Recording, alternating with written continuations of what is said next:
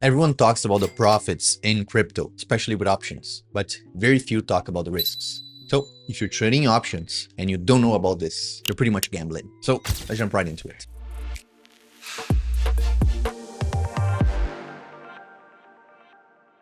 So today we're going to cover 5 different aspects of risks and how you can protect yourself when it comes to options, but not only options, crypto options. So with crypto options comes a lot of caveats and a lot of intrinsic risks that you should know about, especially if you're trading or if you're transitioning from stocks or traditional finances, traditional derivatives to crypto options, to be more specific. The first one is platform risk. There is always a platform risk. It doesn't matter if it is a small one like Bitopix or a huge one like Binance. At the end of the day, all platforms, mostly all platforms, we control numbers up to 90% of these huge, small, medium platforms. They have been hacked or they suffered some sort of attack before, and that gives a risk to the user because most of the time he has to deposit or to put some money into that protocol or that platform as a whole. So there is no FDIC here, there is no protection. Usually you have to take in your own hands when it comes to protection in DeFi. You are the protector of your money, and it means that you have to keep an eye on where you put your money, especially knowing the team, knowing how visible it is online for the company audits, presence online, everything that you need to make you feel safe when it comes to putting your money somewhere where it's not your wallet, which is also not safe as well. It always has possibilities to be hacked, to be exploited. A lot of things can happen in DeFi. Second risk is liquidity risk. There's a lot of liquidity in stock option. There's a lot of liquidity in ETF options.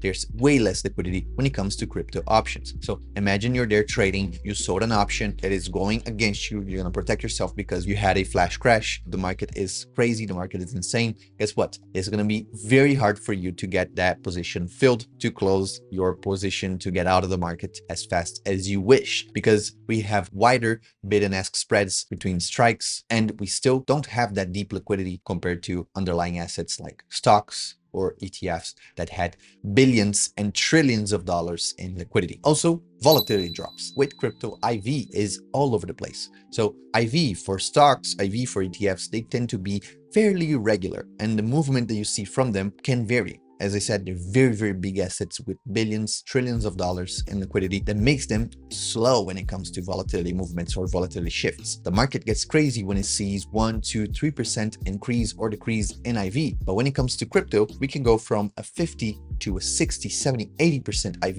in just a matter of hours and days, and vice versa. We can have an IV crush from 80 all the way to 50 in a matter of just a few candles. And you know that when IV drops, premiums dry out. It gets so dry, so complicated to trade when IV is very, very low. And if you had an open position, especially if you're longing a put or a call, your premiums are gonna vanish. You can be directionally correct and still lose money because IV dropped a lot. So this is why I trade as far away as possible from events, from news, and I only do that when I have high certainty of where the markets are not gonna be, and then I usually just sell options when it comes to a high IV scenario. I wanna sell a high IV and I wanna buy at low IV, and so should you. On number 4, we have margin risk. Margin risk is always a thing in crypto. If you see a lot of leverage traders, you see a lot of speculative traders trading with a lot of capital or a lot of contracts. Usually that means high leverage, and when it comes to high leverage, it comes with liquidations. And as I explained in my last video,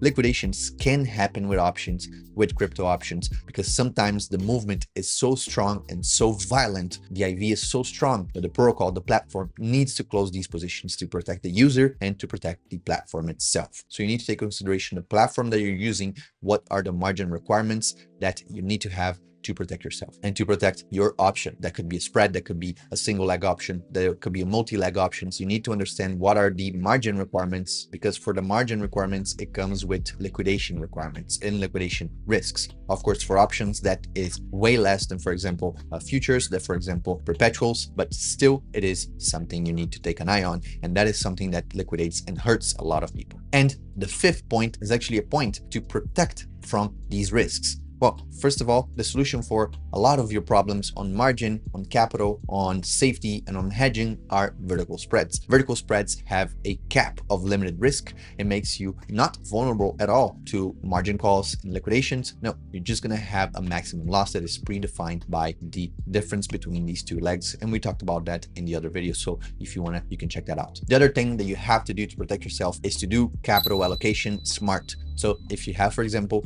$10,000 and every time you want to trade, you're going to trade with 50% of that, you don't need most of the time to have all that money inside the protocol. You have to allocate just the amount of money that you are going to spend. That is a good safety tip. But again, it is up to you. For example, I leave my money on Bitopics and I'm okay with this. But if you're not, a good strategy would be to leave there just the amount of money that you're going to use as margin for each strategy that you do. And together with this strategy, it is also to diversify across multiple wallets on your end. This way, you're protected. If you get, for example, hacked or a phishing link and you click, you interact with a smart contract and it drains your wallet, guess what? You have diversified. You have broken your money into different portfolios, in few different wallets that is safer for you, or especially if you use a hard wallet like I use, for example, as storage for some of the money that I don't want to touch. So for that case, for example, you have money there that is protected, that is safe. And last but not least, don't be greedy. Respect liquidity. Don't overtrade just because we have a huge opportunity. Don't overtrade beyond when you can exit.